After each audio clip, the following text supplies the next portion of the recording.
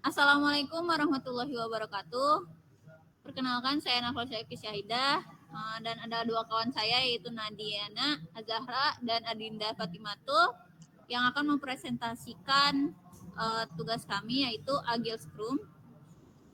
Jadi yang pertama itu ada pengertian Agile Scrum. Jadi Agile Scrum adalah pendekatan kerja kolaboratif yang fokus ke pengembangan perangkat lunak.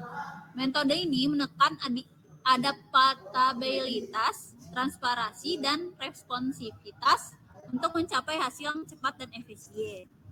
Lalu, ini ada sejarah pengembangan model Agile Scrum, yaitu ada di tahun 1986, yaitu pembentukan Manifesto Agile. Yaitu pada tahun 1986 itu tim pengembangnya di industri teknologi mulai mencari cara untuk meningkatkan produktif pengembangan yang lebih adaptif gitu dan responsif. Nah, lalu pada tahun 1993 sampai 1995 itu ada pengembangan Scrum. Jadi, Scrum adalah sebagai kerangka pengembangan perangkat lunak yang pertama kali diperkenalkan oleh Jeff dan Ken pada pertengahan awal tahun 1990. Nah, mereka itu mengembangkan Scrum sebagai kerangka kerja interaktif dan intermental yang berfokus pada transparansi, inspeksi, dan adaptasi. Lalu pada tahun 2001 sampai 2009 penerimaan dan pertumbuhan itu setelah Manifesto Agile dan Scrum yang tadi diterbitkan pada 2021, pendekatan Agile semakin diterima gitu oleh pengguna dan organisasi untuk pengembangan perangkat lunak. Nah, Scrum ini menjadi salah satu pendekatan Agile yang paling populer dan banyak digunakan oleh organisasi untuk mengadopsinya dan meningkatkan produktivitas dan kualitas pengembangan. Lalu ada pada tahun 2009 sampai 2015 ada kematangan standarisasi, yaitu pada tahun 2009 Scrum Guide, panduan resmi untuk praktik Scrum, diterbitkan oleh Jeff dan Ken memberikan panduan yang lebih jelas lagi. Lalu ada 2015 sampai sekarang yaitu evaluasi dan skabilitas, yaitu pada tahun-tahun ini Agile Scrum terus mengalami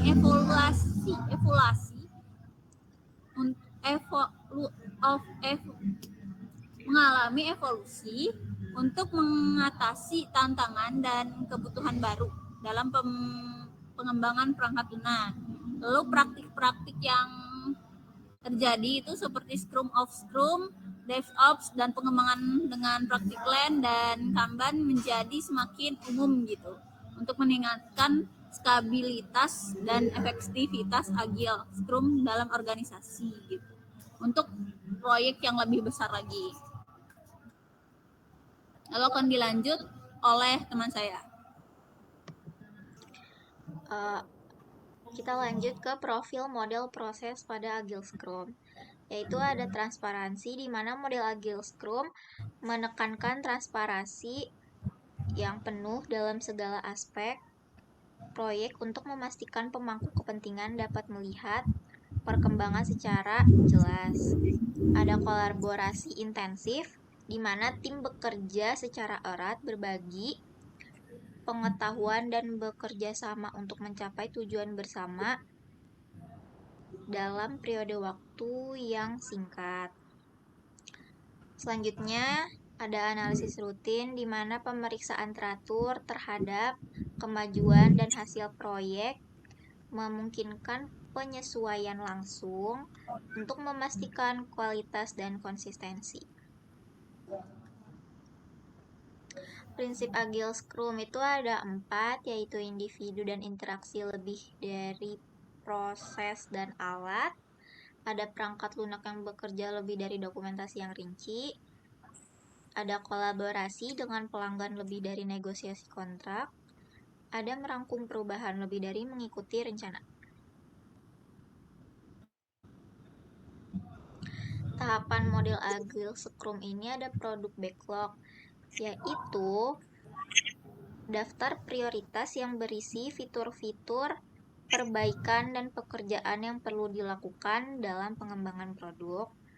Sprint planning adalah pertemuan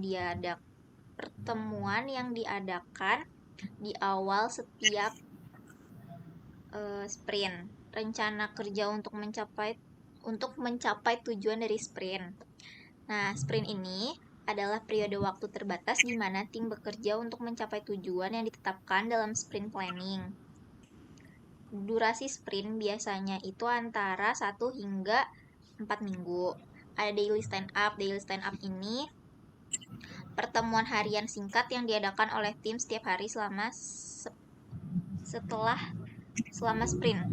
Nah, sprint review ini setelah selesai sprint, tim mengadakan sprint review, yaitu pertemuan di mana tim memperlihatkan hasil kerja mereka kepada pemangku kepentingan dan mendapatkan umpan balik tentang increment yang telah dibangun. Yang terakhir ada sprint retrospektif, yaitu pertemuan yang diadakan setelah sprint review di mana tim merefleksikan proses kerja mereka. Selanjutnya dilanjutkan oleh Dinda. Selanjutnya yaitu mengenai kelebihan dari Agile Scrum. Yang pertama yaitu fleksibilitas, di mana kemampuan untuk merespon perubahan kebutuhan pelanggan atau persyaratan pasar dengan cepat dan efisien. Kedua yaitu transparansi. Transparansi ini yaitu proses kerja yang terbuka dan transparan yang memungkinkan pemangku kepentingan untuk terlibat dan memberikan umpan balik secara teratur. Yang ketiga yaitu peningkatan kualitas. Peningkatan kualitas ini kegunaannya untuk menguji terintegrasi dan pembangunan interaktif. Yang keempat yaitu pengiriman berkelanjutan. Kemampuannya untuk menghasilkan nilai bisnis yang terus-menerus melalui interaksi sprint yang berkala. Yang kelima yaitu keterlibatan pemangku kepentingan yang terlibat aktif dalam seluruh proses pengembangan. Yang keenam yaitu keterlibatan tim yang tinggi yang memiliki peran yang jelas dan terlibat dalam proses pengambilan keputusan. Yang terakhir yaitu pengurangan resiko.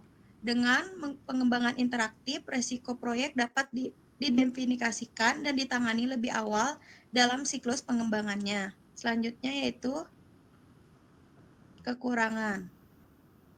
Kekurangannya di sini ada 6. Yang pertama yaitu kesiapan organisasi. Kesiapan organisasi ini merubah budaya dan struktural yang diperlukan untuk mengadopsi Agile Scrum.